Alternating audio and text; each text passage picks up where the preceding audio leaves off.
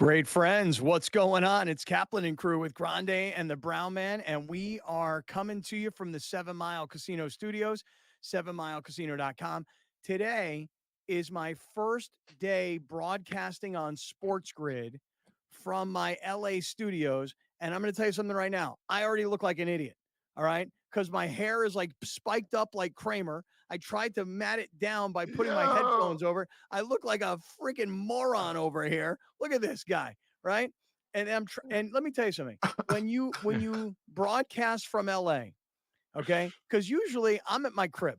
But when I broadcast from LA, it's always, always, always a headache, man, because I'm trying to get in, I'm trying to get on the air, and there's other stuff going on here at these studios. And for those of you that are watching on SportsGrid on TV or you're watching on YouTube, I got this new background going right here.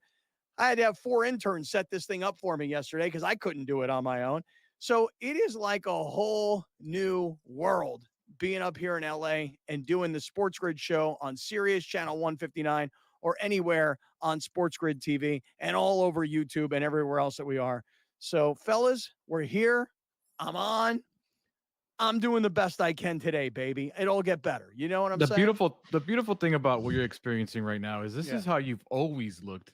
The difference is that now you're in HD, and you're not in some dark, like, cabinet wherever you were broadcasting from. Like, now this is what we've been seeing for however long you've been doing it. Well, dude, I have been using the same studio that I'm in right now, but on the other side of the studio, there is like this big ESPN logo, and the ESPN people were like, "Look, bro, you're going on SportsGrid, okay? We can't be having all these ESPN logos all over SportsGrid."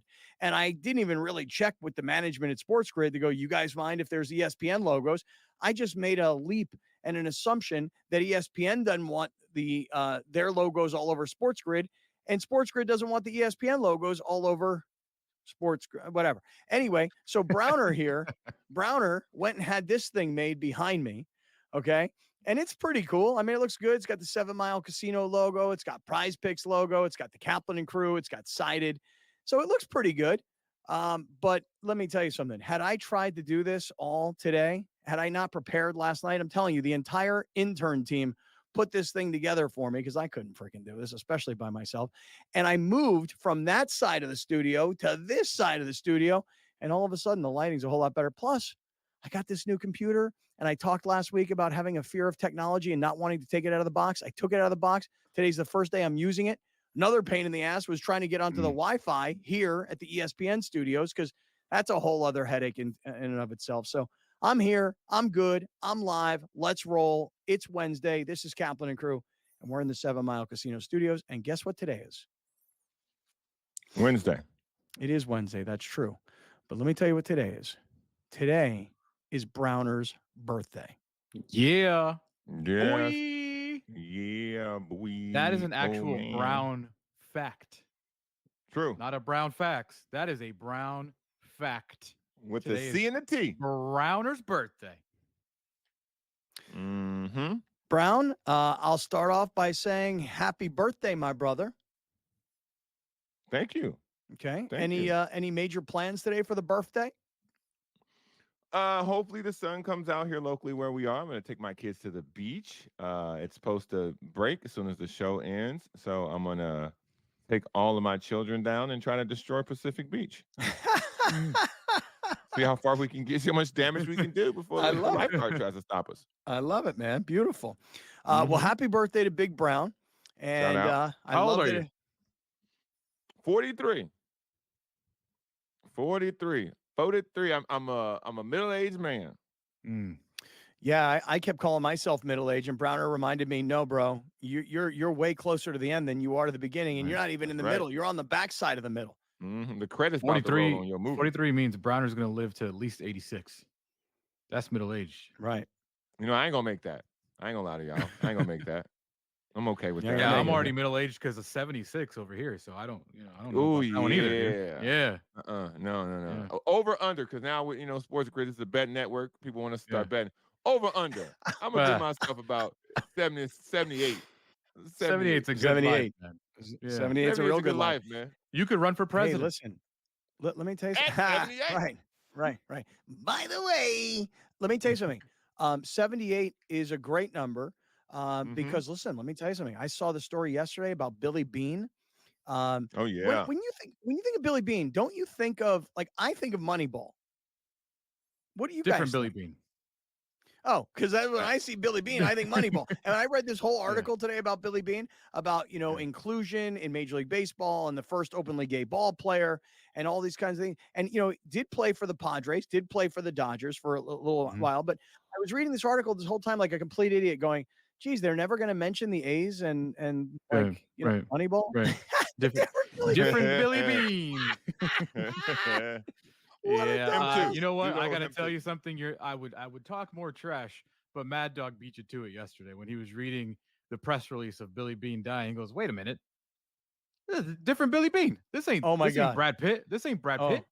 that's hilarious. All right, good. I don't feel anywhere near as dumb as I could have Yeah, felt for sure. right. So it's Browner's birthday. That's cool. One other thing I Mhm. just want to mention off the top of the show. We're going to get into the Padres win yesterday in Pittsburgh.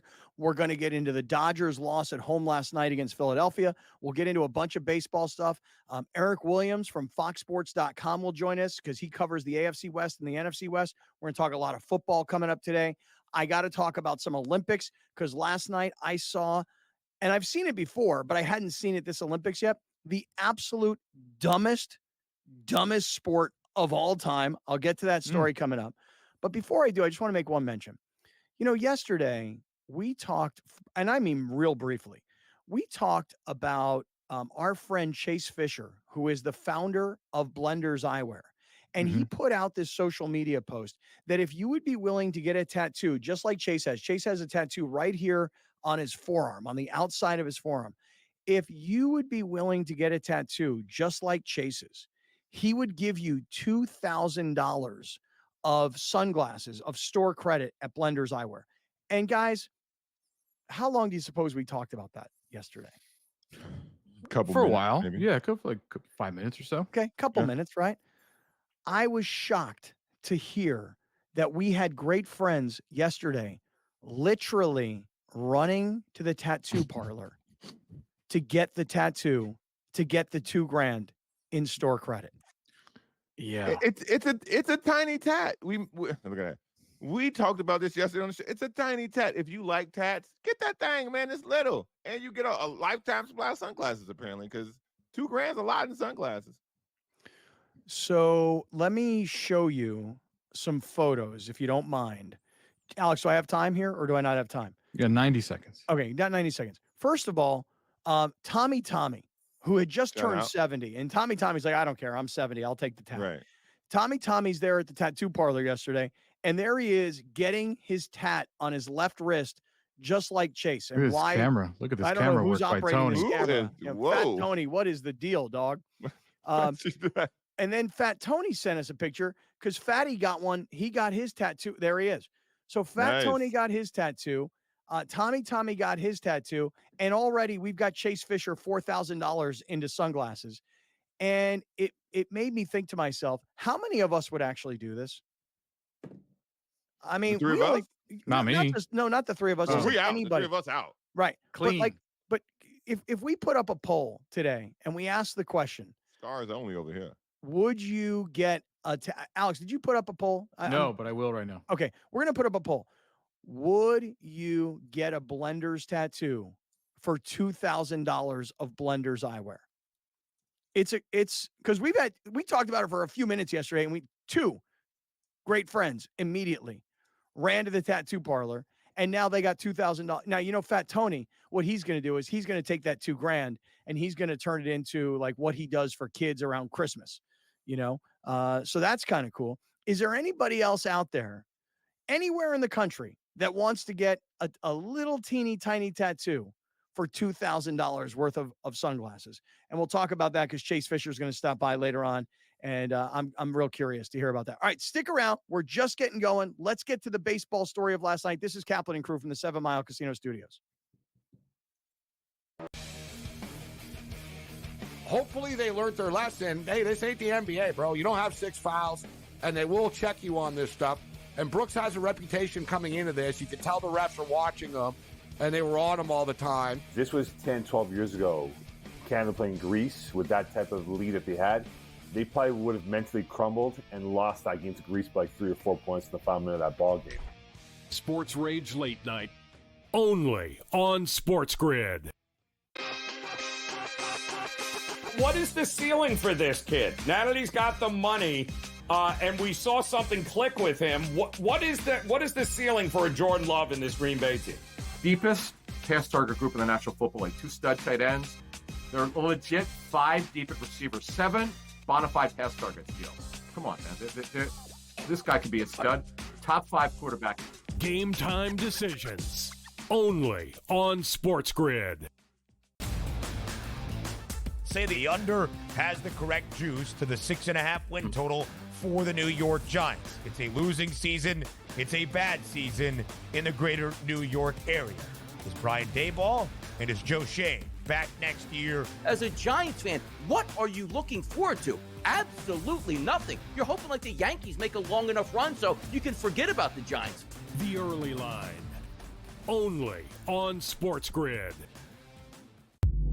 If the U.S. gets to a bad start and they're down or close, I may double down on the second quarter because I know that that's when Steve Kerr is going to want to either A, if it's close, open it up. If they're losing, you got to get the lead because you don't want teams like it was in South Sudan that believe that they can win. Betting above the rim, only on SportsGrid.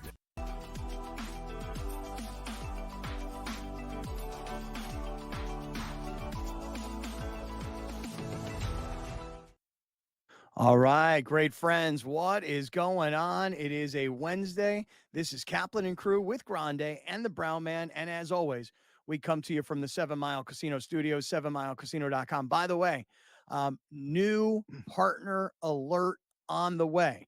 Not this segment, next segment. We're going to tell you about a brand new partner that we have. We're going to be broadcasting live from his place. And also, I think that we have found kind of a new spot to do like great friends get-togethers in downtown San Diego. So look, if you live in Southern California, it's going to be a great place for you. If you're ever coming into Southern California, this will be our go-to spot. So stay tuned. We'll have information coming about that in just a matter of moments. Boys, I'll ask you this. There was a big old rain delay last night in Pittsburgh, and the Padre game, which was supposed to start locally on the West Coast at 3:40 p.m., got started and went much, much, much later into the night.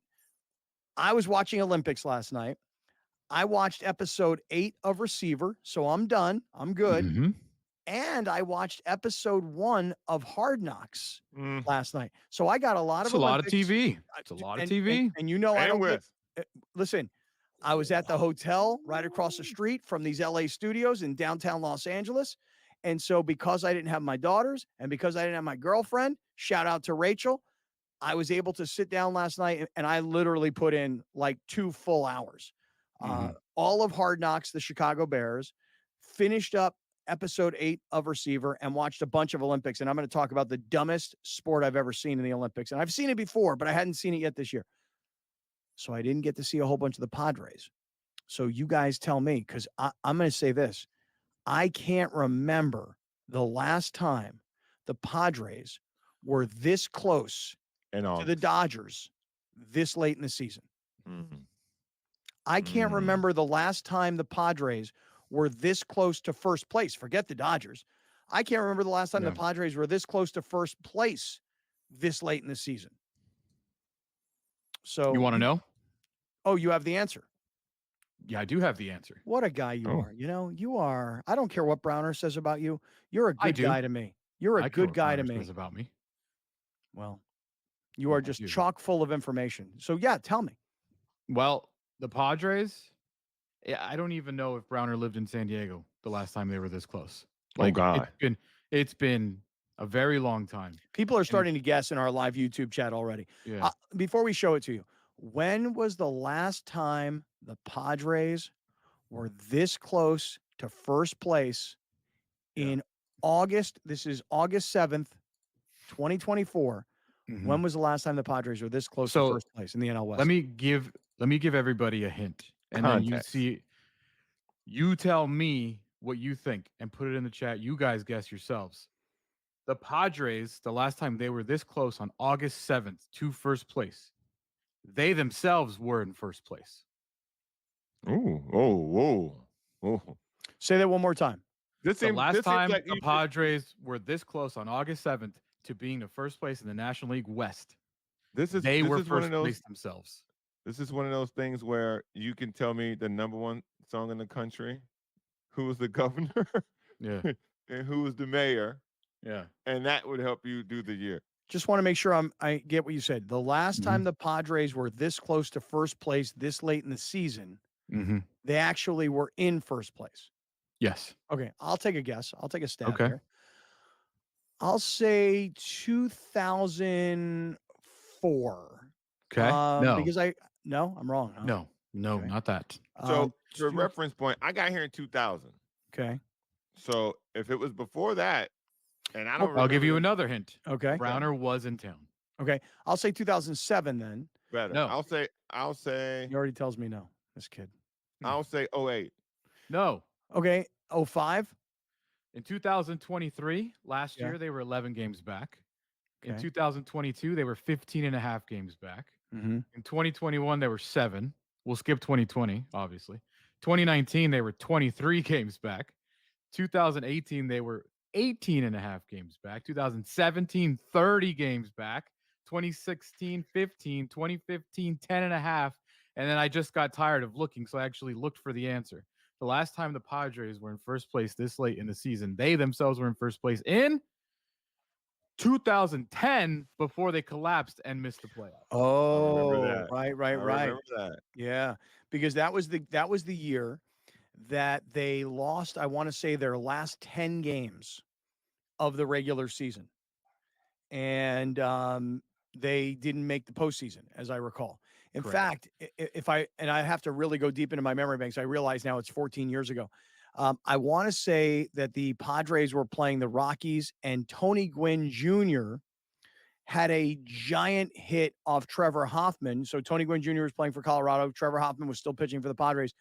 And Tony Gwynn Jr. came up with a super clutch hit against Trevor Hoffman to sink the Padres that day. And again, any of you guys have a better memory than I do, go for it, you know? Yeah. I don't remember, but you asked the question and that's the answer. All right. 2010. Put it up on the screen one time though. So let's take a look at this, because this is actually super interesting. The last time the Padres were this close to first place in the National League West was 14 years ago. And you're saying they were actually in first place at this time. Otherwise, we're just looking at the last 10 years. Right now, they're 4 games back of the Dodgers. Dodgers lost last night to the Phillies. Padres won yesterday at Pittsburgh. Look at all these. Look at all these. And these that's not how far back they were to the Dodgers. That's just a first place of the National League West. Because I think the Giants were in first place 1 or 2 years in that span. Yeah. That is really interesting. So this goes back to the entire debate that Browner and I have been having on the show for the last couple of weeks. If it's me, I'm preaching we're trying to win the division. Browner said weeks ago, forget about the division. You know, forget it. Just the Dodgers are going to run away with it, play for second place. But now Mookie Betts isn't back yet. He'll be back apparently this weekend. He's going back to shortstop. Ohtani's going to stay at the top of the Dodger lineup. Betts will hit second, Freddie Freeman third. So they're not back to what they were. Kershaw pitched yesterday. He was pretty good. Bullpen wasn't. So I still believe there's a lot of reason to hold out hope that the Padres can win this division. Browner, are you starting to come to my side now that they're only 4 games back? No, and you misrepresented what I said. But no, I'm holding focus. Make the playoffs under any circumstance. Well, I mean, make the playoffs under any circumstances, right? But I'm still holding out hope to win the division. All right, stick around. Lots more to come up from the NL. Try and set the stage for what should be a great year of NFL action. There's a handful of teams that potentially can compete for a Super Bowl championship. Confusion and uncertainty this year more than some in the This past. team looks like it's ready to make a move, but we just don't know if it's bad or good this year. JJ McCarthy is eventually going to take over, but it's like it's a no-lose situation for them. I mean, they suck. They were 7-10. Only on SportsGrid. Hopefully they learned their lesson. Hey, this ain't the NBA, bro. You don't have 6 fouls, and they will check you on this stuff. And Brooks has a reputation coming into this. You can tell the refs are watching them, and they were on him all the time. This was 10, 12 years ago. Canada playing Greece with that type of lead if they had. They probably would have mentally crumbled and lost that game to Greece by 3 or 4 points in the final minute of that ball game. Sports Rage Late Night. Only on SportsGrid. Say the under has the correct juice to the 6.5 win total for the New York Giants. It's a losing season. It's a bad season in the greater New York area. Is Brian Daboll and is Joe Shane back next year? As a Giants fan, what are you looking forward to? Absolutely nothing. You're hoping like the Yankees make a long enough run so you can forget about the Giants. The Early Line. Only on SportsGrid. The bottom of this field is a bunch of guys, quite frankly, that aren't on the tour, aren't on the DP tour, aren't on the Corn Ferry tour. You know, the top 25 or so in this field, I mean, you've got Rory, you've got Lowry, you've got Scheffler, you know, all 4 Americans, Minwoo Lee and Jason Day. And you go to Mito Pereira and Joaquin Neiman out of Chile. So, you know, it really is pretty deep. In-game live, prime time, only on SportsGrid.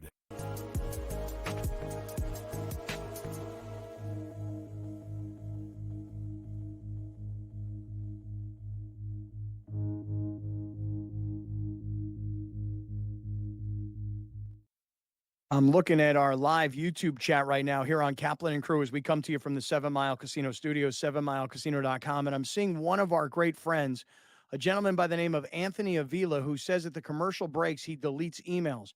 And he said I should do the same. I would love to do the same, Anthony. I've got 51,000 emails. Stop it. 51,000 emails. Oh, I mean, dude, I don't know how to get rid of them. All right. Oh. But if somebody knows the answer as to how to get rid of 53,000 unread emails, I will take your advice all day, every day. Feel me, Brian? You will never get those down because you have to go through them individually. And That's why I'm not doing it. That's why I'm not doing it. You ready? You ready for this? Yeah. You ready for this? Mm-hmm. This is the open your mail app. This is because I guarantee you, Scott's not the only person watching, listening. That is this person. Okay. And if you want this, here you go. Open the mail app. Yep. Go to all mailboxes. Okay, hold on a second. Let me see if I can get there. Let me see how to get there. All mailboxes. Where would I find that? Okay, got it. All mailboxes. Right. 51,321 unread emails. Okay. So click on that. Go to edit. Edit. Yep. Top right. Select all. Yeah. Mark. Lower left. Mark. Mark. Yeah. Mark is red. Mark is red. Oh, so I'm gonna mark all these emails as red, and I don't get rid of them. Right. I just don't but have that number 51. will go away. All right, you ready for this? All right, let's try it. Ready? Mark is red. Okay. Oh, this is unbelievable. This is unbelievable. Now show us. Oh my God, it's going down. Look, it's actually moving down. 47,000. Oh, 46,000. Look at this. It's actually happening. OMFG. Look at that right there. Yep. Wow. Like, I don't know if I just helped you or hurt you, but there you go. That's how that number goes away. I mean, because it is embarrassing if somebody sees my phone and they're like, "Do you have 51,000 unread emails?" I'm like, "Yeah, bro. Sorry, I don't know how to get rid of it." Now the question is, how fast will you get it back up to 100? Because the idea now that you've cleared the space is to make sure it doesn't pile up again. Let's see what happens tomorrow. I've got 51,000 unread emails. They're all right now 41,000. It's that fast. By tomorrow, let's see how many I have. Oh man, it'll be in the 20s. It'll be in the 20s. All right. Because you probably get a lot of spam and you get a lot of stuff where you're attached to other stuff. So it's just like emails on emails that you never even open. So, All right, let me do this. Let me start off this segment by saying that we have a new partner, and this is awesome. This is so cool. There's a gentleman. His name is Rick Borba. And Rick is a guy that I was connected to because we have some common friends. And in fact, let me give a shout out. Let me give a shout out to Fat Tony because Fat Tony introduced me and Rick. And I want to say, Fat Tony, if you haven't seen it already, we showed your tattoo. We showed your tattoo. And Alex, I don't know if you've already put together a poll on that tattoo. Now, by the way, I can't get into any of my emails as my email is deleting everything. So Rick is a guy who I was introduced to by Fat Tony. He's got 3 bars/restaurants in downtown San Diego, but one of them, this is super cool. He's the only guy that has an off-track betting license. So while Del Mar is racing right now, and for those of you that watch and listen to SportsGrid, and you guys love all the gambling talk, my passion when it comes to gambling is horse racing. And then when football season kicks off, I'll be playing every week. Right now, I play a lot of Prize Picks, okay? And I'm trying to save my money in advance of the football season. But Rick has the only bar where you can actually play Saratoga, Del Mar, or any other racetrack, and you can play right there in the bar. So he's got great food, amazing drinks, but upstairs, that's where he's got his off-track betting bar. And that is a super cool thing to have in downtown San Diego. It's also known as Paddock on the 5th. That's what you can look it up as. Most importantly, we in the building, y'all. We in the building. Not only are we in the building. Most importantly, I'm finna cook up something for them and for us. You know, I hated fantasy football on this show because I didn't win. And then I was also the commissioner, and I thought I did a great job as commissioner. I thought I was the greatest commissioner to have a commish. People disagree. That's so Trump. I'm the greatest commissioner in the history of fantasy football. You were so great that you got replaced because you hated it so much. So good. By the way, such a great fantasy football commissioner. By the way. No one's ever seen anything like it. Mm-hmm. I'm willing to get back in the game. Due to our new sponsor, one of their big things that they can host live fantasy football drafts. So I'm getting ready to throw it out there. I'm going down there tomorrow to kind of talk about this and go over this. But great friends, we might be willing to meet. We might be willing to meet here, and we might be willing to do a full-on fantasy football live draft. You hear that, JD? Here's your shot, baby. You back in the game. You might be able to be assistant commish. All right, so hey, look, we're talking. The name of the place is the Gas Lamp Tavern. He's got 3 spots right there, and we're gonna. I think that's a great idea. Fantasy football draft and lots of horse racing gambling right there. So. What has happened? What has transpired here at the First Bank Center here in Denver, Colorado? It wasn't just a big night of fights. It was a big night of memorable moments. Conor McGregor with us here in Denver, Colorado. Good left hand from Rockhold. Right hand right back from Mike Perry.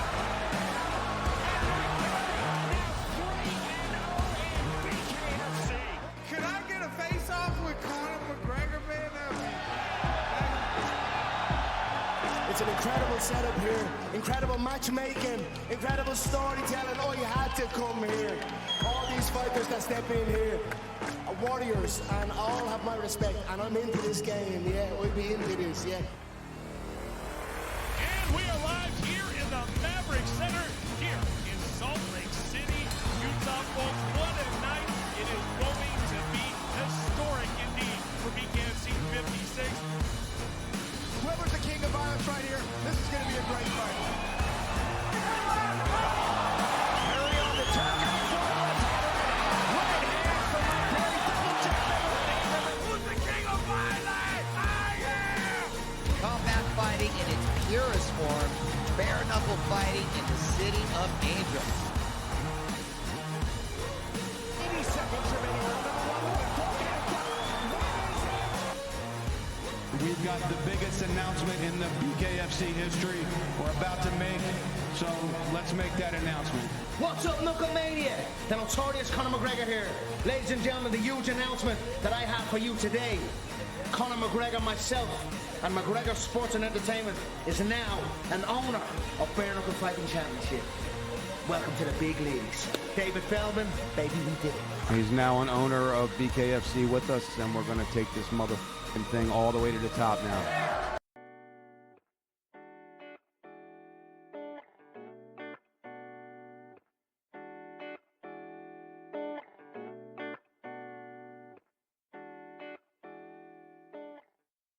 All right, everybody. It's Kaplan and crew with Grande and the Brown Man. We come to you from the 7 Mile Casino Studios, 7milecasino.com.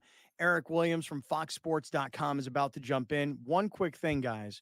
Shout out to my son, Justin, 24 years old, lives in Pittsburgh, says he's going to go to the Pittsburgh Pirates San Diego Padres game tomorrow and is going to dial into the show live from the game. And he's watching right now on SportsGrid. So shout out to my son. Just wanted to throw him a little love right there. What do you guys think about that? Tomorrow, live from the game. What do you think? Love it. I love a good correspondence. Yeah, me too. I like correspondence as well. And speaking I of like correspondence better than correspondence. Right. Dents, D-E-N-T-S. Right. Right. See, this is what's wrong with y'all. This is what's wrong with y'all. Y'all not with the real people. Y'all not with the real people. Y'all finna really sit on here and try to Twitter grammar me for correspondence, okay? Then go ahead. I don't care. People know what I'm talking about. People get it. Y'all this MF and spelling bee champs over here. Y'all go ahead. Y'all go ahead. All right, let me bring Eric Williams onto the show. Eric Williams is a longtime great friend. He writes for foxsports.com. He covers the NFC West and the AFC West, and we got a lot to talk to Eric about. Eric, how are you? Welcome back. Good to see you, man. Hey, good to see you all as well. Hey, Browner, I got your back. I understand what you're putting down, man. I'm with you. My man, thank you. Thank yeah, you very but wait much. a second. But wait a second. Hold But on. as a writer, Eric, you're a big J, man. Come on. As a now. writer, don't you have aren't you like a stickler for grammar and stuff? Not when we're just conversing informally. Yeah. I mean, if we're writing an article or something, then yes. I mean, the periods need to be where they need to be and all of that. But, we're just communicating here as human beings. You know what, Browner? It's your birthday. You're right. It don't matter. I'll give you one. Don't try to come to my side now when Eric's clear things up as a professional journalist. No, I forgot it was your Big birthday. J, I'll be nice on your birthday. National coast to coast. This man's a big time journalist, and he agrees in conversation. Y'all shouldn't be Twitter grammaring people, but y'all keep doing what y'all do. Me and Eric gonna be with the real people. Checks in the mail, Browner. Oh, yeah. Eric, first of all, let's start off with this. Rams training camp. And by the way, we'll go from Rams to Chargers, by the way. But the Rams practiced with the Chargers this past weekend. Puka Nacua got hurt, although I'll play for you. In fact, why don't we just play it for Eric right now, Alex? Here's what Sean McVay, the coach of the Rams, said about Puka Nacua. And then when we come back, I want to double down on this. Go ahead and play that, Alex. And, it's just going to be week to week with him. Nothing serious, nothing structurally. He'll be in good shape, and he'll recover, and we'll be ready to go. No threat of anything for Detroit. Okay. So Sean McVay seems very positive about Puka Nacua. I'm not 100% sure I buy all of that. But in addition to losing Puka Nacua, at least for now, 3 starting offensive linemen for the Rams are down. And they went out and they signed 3 guys yesterday. One guy played for the Patriots last year. He's, career backup player, 6 or 7 year veteran out of UCLA. 2 guys came from just having played in the UFL. Right. And according to the reports, it's not just because of the starting offensive linemen that are out, but even the Rams' backup offensive lineman got beat up by the Chargers this past weekend. What can you tell us about the Rams situation? Well, as you said, they got 3 guys out on their starting offensive line. Havenstein, left tackle, I believe has an ankle injury. Jonah Jackson, who they gave a lot of money to, I think it's a shoulder for Jonah. And then Alaric Jackson, I believe, is dealing with a lower leg injury. He's their left tackle. So that is more concerning to me than Puka being out for a little bit, because when you have a 36-year-old quarterback, that protection up front is going to be paramount in order to keep Stafford on the field. And it's one of the reasons they made the investment both in Jonah Jackson and Kevin Dotson, their right guard, who they picked up from Pittsburgh last year and played really well for them.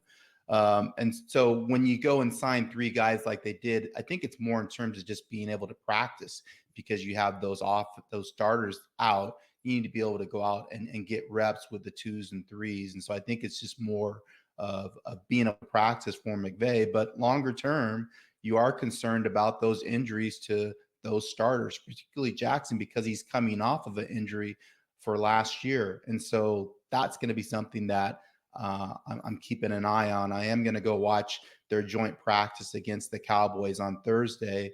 And so, again, that'll be something I'll watch out for, both the offensive line and then who's getting the reps for Puka now that he's not playing. So in fantasy football, the panic set in because Christian McCaffrey is by far the number 1 overall pick for everybody's fantasy draft. And we get word that he already has a calf strain. And we saw how much the Niners work him. How much is there to worry when the coach says they had no preseason, missed practice? Like, is there a lot to worry about? Or is this just like, hey, we don't need him. We're not going to touch him during preseason. No, it's concerning. I mean, Christian McCaffrey has had injury issues in his past when he was with Carolina. And he had, little nagging injuries crop up throughout the year last year. So, yeah, it's definitely something that was on my antenna when you hear that he has a calf strain. I think he might have had a calf strain last year as well. They have pretty good depth at running back when you consider Mitchell and Trey Mason, and both those guys are good players, but they're not Christian McCaffrey in terms of, what he can do both in the running game and passing game, and obviously being an engine for that offense. So, it's smart for Shanahan to go ahead and sit him out, make sure he's fully healthy to start the year. But you do worry about that injury lingering and cropping back up once he starts to play regular season games. Let's stick to San way I Francisco. feel about Puka. Let's stick to San Francisco when we're talking about what's happening with the camp. Obviously, the Brandon Ayuk situation is fairly naked and out in the open. Right. He's reportedly turned down a deal with the Patriots for whatever reason he chooses to see fit. And now Pittsburgh is out there, and Pittsburgh is looking like a real possibility. There are a lot of people who say the Chiefs were able to lose Tyreek Hill, and look what they did. Right. Do you think losing Brandon Ayuk will have the same slight effect where you can't really tell with the 49ers, or do you think it'll have a far bigger impact? Bigger impact because Brock Purdy's not Patrick Mahomes. And so Brock Purdy isn't able to carry the offense like Mahomes can because they're different players. Mahomes is a better player. I mean, we have to acknowledge that. That said, although losing Ayuk would be significant because he was their number 1 targeted receiver the past 2 years, Kyle Shanahan will figure things out and they will just do things differently in terms of who gets to production. They have so many other good players on that team, whether it's McCaffrey, George Kittle, Deebo Samuel, Juwan Jennings, who's been critical for them on third down situations. They even had guys come up and make plays like Chris Conley in big moments of a game in the postseason. Obviously, you have Ricky Pearsall coming in, first-round pick. So I think they have enough weapons to kind of figure things out. If they're able to do that, we've spent a lot of time talking about how people devalued running backs. Remember this whole, they're not getting paid. Mm-hmm. Are we overvaluing wide receivers? Well, the market is the market. So the market's telling us that we're not because those guys are getting paid. If they weren't getting paid, then they wouldn't be getting the money and people would just be going and selecting draft picks. But I do feel like there's going to be a tipping point at some point where you're just going to look, we can't have 2 receivers on the roster making over $20 million a year and fill out the rest of those spots, with the salary cap in mind with good enough players. And so you're seeing that now. You're seeing the Miami Dolphins invest heavily in receiver, and the Philadelphia Eagles are doing that. The Chargers did that, with Mike Williams and Keenan Allen. And so is that a way to build your roster and still win a Super Bowl? Look at what the Chiefs have done. They've went the other direction. They've went with younger guys, and because of who they have at quarterback, they've been able to get it done and really invest more in their defense. And so I do think it's something that, Shanahan's looking closely at. Shanahan was a receiver in college. He understands how to find guys that can play the position, and maybe he's just going, hey, we're going to roll with Deebo, and I don't want to give another receiver over $20 million a year. All right, Eric Williams is with us. He writes for FoxSports.com, and he works the NFC West and the AFC West. And we started talking about the Rams. We were talking about the 49ers. I'd like to transition, Eric, in the next segment and talk about the Chargers and the Raiders in particular, and really want to focus in on the Raiders quarterback situation. So stick with us here for just 1 second. Hey, great friends, we are in the 7 Mile Casino studios, 7milecasino.com. You want to play blackjack, poker, and other table games? 7 Mile Casino is the best place in San Diego. He's blocked well and tries to cut through the middle. Oh! Your gut says Miami is going to win, and you should take the over. Your gut also said your NFT selfies would only go up in value. They didn't. But your head is on SportsGrid and knows the QB is in concussion protocol. The backup has a 45 QBR against the zone coverage. The New York D has the most sacks in the league. So yeah, trust your head. It's smarter to be on SportsGrid. There is going to be an energy to game time decisions that you will feel night in and night out. We're going to go through every single thing, and I've got a great team behind me that's going to help me get the job done. I want this to be the place that people come to. We are going to hit every single one of those markets that you need to know about. There is not going to be a better place, I promise you, than Game Time Decisions. We will have everything at our disposal, and we will use that to our advantage. I'm Kevin Walsh. Tune into Game Time Decisions from 6 to 8 p.m. Eastern on SportsGrid.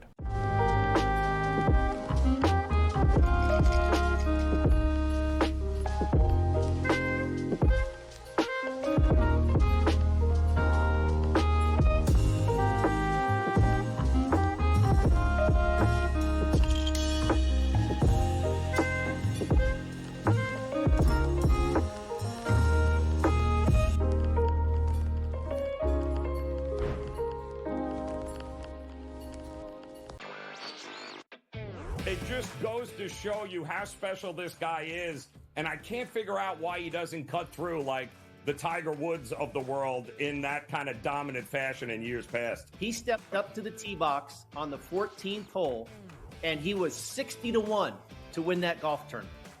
You know, he was trailing by 6 shots, and he comes out on top. Newswire, only on SportsGrid.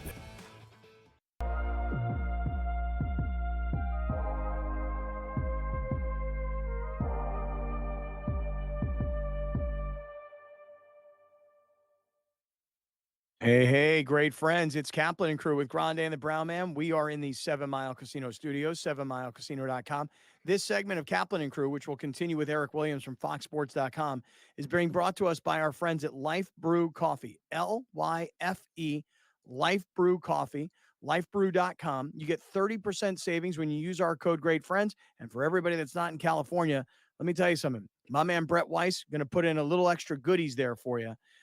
Because he likes to throw in a couple of pre-rolls, and people outside of California are like, ooh, I want some of that. Browner, by the way, are you going on the cruise that Brett invited us to on Friday? Are you making that? RSVP'd already, man. We finna turn up. How about you, Grande? You taking Mara on the cruise? No. Negative. Out. Wait, are you going? Out. He's coming? Are you No, going? I'm not coming. No. But it's not north of the 8. That's true. Yeah, but it's Friday night. Oh, but that's date night. It's late notice. Yeah. Hey, listen, man. Exactly. Y'all know how they get on the boat, bro. I gotta get them out on the water. I gotta see how I really percolate out there. You feel me? I gotta see how them waves is choppy, if you know what I mean. All right. You're gonna do a little percolating, huh? You know, again, when you get them on the boat, you get a cup in their hand, they change. All right. I don't know what any of that I don't know means. if y'all but know about this, bro. You get them on a boat, they change. I don't know anything about it. No. No one ever Eric, does.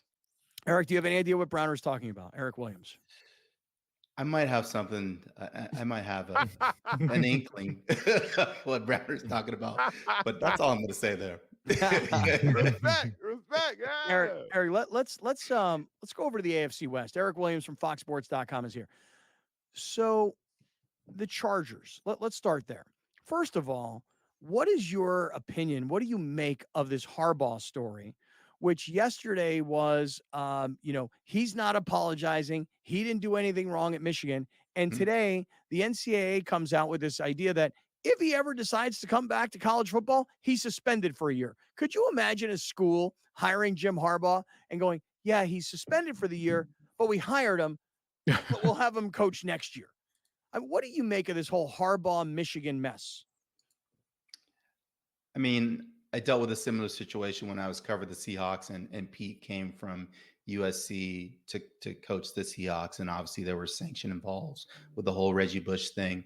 So, I think it is what it is. If you're the Chargers, you're probably not concerned about it at all because you hired him to coach your team, and what's in his past, it is in his past. I mean, if you were going to bring him back to coach college and you believed in him, I guess you would just have an interim coach for a year and then basically have him take over the following season. So, I mean, the NCAA has so many other issues that they need to resolve on their own that to me, it's not a big issue because they're still figuring out the whole NIL thing. The rule book is immense.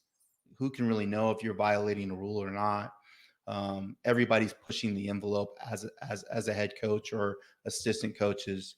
So to me, it's past history. Has he started cheating in the NFL yet? Hey, if you ain't cheating, you ain't trying. Oh man, that was dude. When he said, what was his quote on Monday? I gotta pull it up. No, I don't. Never cheat. No cheating, no lying, no stealing. I Right. preach it and I teach it for every football team. Yeah. I grew up that way. And by the way, when you screw up, you apologize, you move on. But guess what? I'm not apologizing. That's what Harbaugh said at his press conference. And that's I'm paraphrasing, but it's pretty damn close. Never cheat, never lie, never cheat, never steal. Well, as you alluded to on your post on social media, Kaplan, there is a little bit of politics in coaching in the NFL. And, you can't always say what you believe in front of the media. You kind of have to put on a show a little bit. And certainly Harbaugh understands that with as long as he's, been in coaching.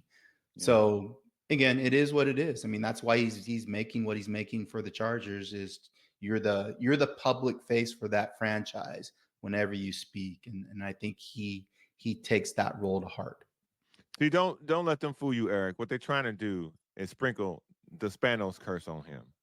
But it's all over him, dude. He dove in head they're first. perfect for each other now. I mean, his starting quarterback is hurt, so that's just a how many practices did he get? Don't Like worry about two practices before he got plantar fascia. Listen, and hey, I was out there. It didn't look great with him not on the field.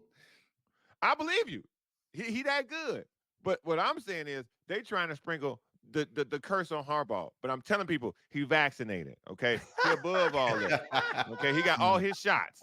Okay? He ain't got all his let me tell you this. shots. Just like you got the ready. COVID shot, that Spanos thing, that Spanos curse will jump right over that shot. It'll penetrate it, no doubt about it. No doubt. And look, while the Chargers, they don't look good without Justin Herbert, no surprise.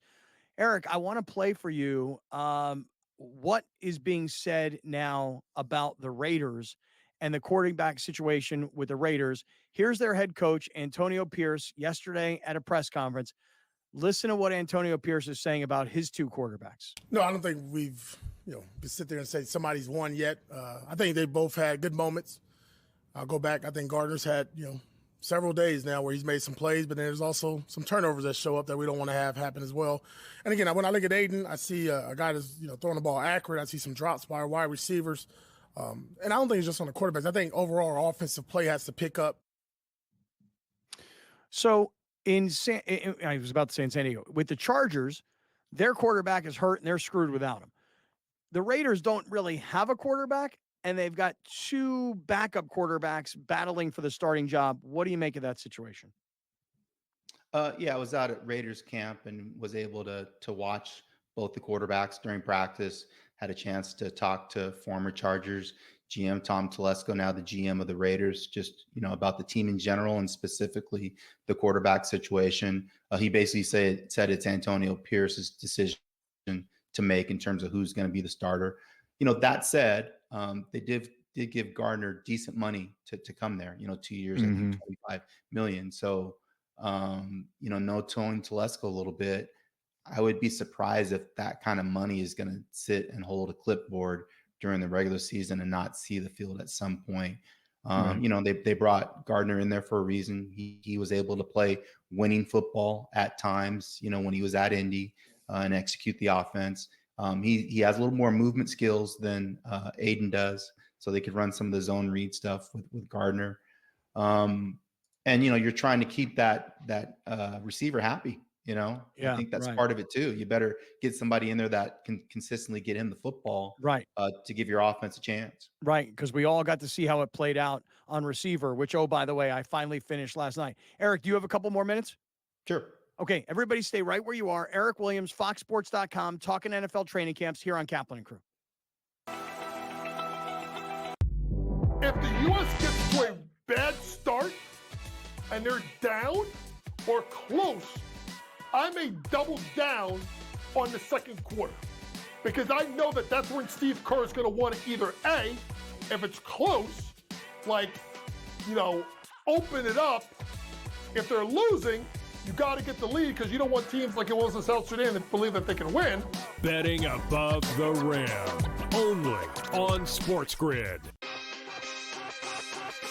What is the ceiling for this kid? Now that he's got the money, and we saw something click with him, what is the ceiling for a Jordan Love in this Green Bay team? Deepest pass target group in the National Football League. 2 stud tight ends. They're a legit 5 deep at receiver, 7 bona fide pass targets deal. Come on, man. This guy could be a stud. Top 5 quarterback. Game time decisions. Only on SportsGrid. It just goes to show you how special this guy is, and I can't figure out why he doesn't cut through like the Tiger Woods of the world in that kind of dominant fashion in years past. He stepped up to the tee box on the 14th hole, and he was 60-1 to win that golf tournament. He was trailing by 6 shots, and he comes out on top. Newswire.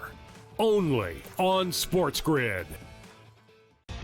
However many units are on the line, however many people, however many cocktails, it's a perfect scorecard. And someone questioned him on one hole. He's like, well, one thing I never get wrong is the scorecard. And then we're on 13 and he's added up and he's like, this is wrong. I looked back from number 13 and I'm like, I'm missing $140 somewhere. I don't know where I'm missing it. And I'm looking back and I'm like, no, it doesn't match up on 11. And I got to track it back to number 7. Only on SportsGrid.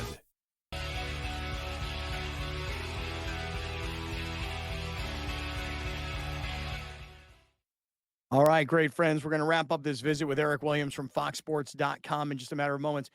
Eric, it seems like folks are saying in our live YouTube chat that the Raiders are going to play this year to eventually get Shedeur Sanders next year in the draft. Depends on where they're going to draft, depends on what kind of season he has. What do you think about that notion, which, by the way, is not exactly brand new? A lot of people think that. Yeah, I think it makes sense that they wanted to take a quarterback this year. They just weren't in position to take one. They would have had to move up, and they weren't able to get that done. So it makes sense. It would be interesting to see how they deal with the Dion factor, in terms of him weighing in, as a father on social media, because we know that's going to happen. But I think if any franchise is built to handle that, and a coach is built to handle that, I think it would be AP. I think it would be a good fit in their system, in terms of what they do on offense. That said, there's other quarterbacks out there, not necessarily in the draft. Maybe they look to do something in free agency. Dak Prescott is probably going to wait till the end of the year. I don't know if they're financially in a position to be able to sign him, but Dak in a Raider uniform would be interesting. Dak in a Rams uniform would be interesting. Again, Dak wants to get paid top dollar, and I think that's why he's probably going to wait till the end of the year, hit the open market as a free agent, like Kirk Cousins was able to do, and choose his place to where he wants. Tell you right now, it's worked for Kirk. Tell you this right now. Very well for Kirk. I'll tell you this. It's worked for Dak. You ready for this? If Matthew Stafford were to retire after this year, or let's just say the Rams decide to go in a different direction because of the way they structured his contract, or if the Raiders decide they want to go into free agency or even make a trade, if you're Atlanta and you've got Kirk Cousins and you've got Michael Penix now, who you drafted in the first round this year, in 1 year, could Kirk Cousins get traded to the Raiders? Hey, Raheem Morris was with Sean McVay, so he knows how Sean McVay feels about Kirk Cousins. You think that wasn't part of their contingency plan going in, knowing that they have a pretty good trade chip should Penix work out for them, that they could move? Because we know the future's not Stetson Bennett for the Rams. Like, Sean McVay is going to want a legitimate quarterback in there and to chase championships if he's going to stay in the league. So he's going to make. I'll tell you guys move. this: Kirk Cousins was my quarterback as a Vikings fan for a long time. We overpaid him, yes, but you're never going to be bad with Kirk Cousins. Like, that's just a fact. And I think it's the same thing with Dak Prescott. I don't think you're ever going to be bad. But now the question is, will you win a Super Bowl? Probably not. Okay, That's what they said about Matthew Stafford. Eric, but let me get you in you're right. That's true. The circumstances are a little bit different because I want to back it up to Dak again. Let's go 60 million because that's what he's got his eyes on. 60 plus. 60 million a year. It doesn't matter the franchise. That's such a massive amount of money to give to a player. Who else? You're gonna have to cut people. If you're the Raiders and you want to do that, or if you're Salary the cap keeps Rams, going up. if you're the Thank you. the cap will always go up because the NFL so you're not gonna have to business is cut people. constantly growing. But the portion of the salary cap of the 60 million, that's a lot of money, and it raises expectations. So if Dak changes teams at 60 million a year, you're expecting him to come in and win a Super Bowl. So the thing that Kirk Cousins got away with all that time was just we want to be relevant. We want to win games. So Kirk can win you games. Kirk was never going to win you the Super Bowl. Dak at 60 million means we want a Super Bowl for this, bruh. The Rams already proved they could build a roster with young talent and still be competitive. I mean, they just did it last year. Yeah, heads on wins. Browner's head's gonna explode when I know. Brock Don't even Purdy get gets this. 60 Yeah. and Dak Bro, gets like listen. 65. Dude, your head's gonna explode. Bro, if And then just wait. If they Wait give till Brock Purdy Mahomes $60 sees that. million, dog, I'm a protest. Brock You are, Purdy's huh? gonna get $60 million. You're gonna I'm a protest. protest. All right. Maybe I'm 56. protesting. Maybe Yeah, 56. Browner can't get over the fact that Brock Purdy wasn't a first-round draft choice, and therefore he should Not never it. get paid. Right. But listen, Right. as the late, Neither was Dak. Neither was as Kirk the- Cousins. as the late great John Clayton would say on this show all the time, R.I.P. my brother JC. Browner, you don't know nothing about no quarterback in the NFL, man. You give I Brock Purdy appreciate the shout out to Clayton. won't Man, either. it's good to hear his voice. Yeah, it Yeah, is. shout out. Eric Williams, it's great to see you, man. Thank you so much, and we'll all be reading your work on foxsports.com. Thanks, Eric. Thanks, guys. Appreciate you. All right. There's Eric Williams. Hey, this segment of Kaplan and Crew being brought to us by 7 Mile Casino. Their website is 7milecasino.com. If you're in San Diego or you're coming to visit San Diego, it is the best place to play blackjack, poker, and table games, to have amazing food at Sammy's Restaurant and Bar, easy freeway access, no smoking. It's 7 Mile Casino and 7milecasino.com. We're coming right back.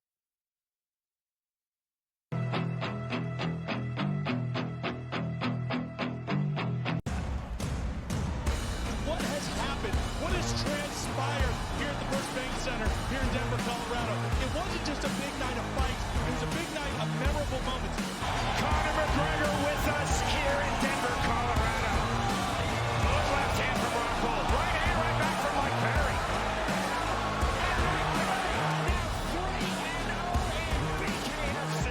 Could I get a face-off with Conor McGregor, man? It's an incredible setup here, incredible matchmaking, incredible storytelling. Oh, you had to come here. All these fighters that step in here are warriors, and all have my respect. And I'm into this game, yeah. We'll be into this, yeah. And we are live here in the Maverick Center here in Salt Lake City, Utah, folks. What a night. It is going to be historic indeed for BKFC 56. Whoever's the king of violence right here, this is going to be a great fight. Perry on the turn. Right hand from Perry. Double jab. Who's the king of violence? I am. Combat fighting in its purest form, bare knuckle fighting in the city of angels. 80 seconds remaining. We've got the biggest announcement in the BKFC history we're about to make, so let's make that announcement. What's up, Knucklemania? The notorious Conor McGregor here. Ladies and gentlemen, the huge announcement that I have for you today. Conor McGregor, myself, and McGregor Sports and Entertainment is now an owner of Bare Knuckle Fighting Championship. Welcome to the big leagues. David Feldman, baby, we did it. He's now an owner of BKFC with us, and we're going to take this motherfucking thing all the way to the top now.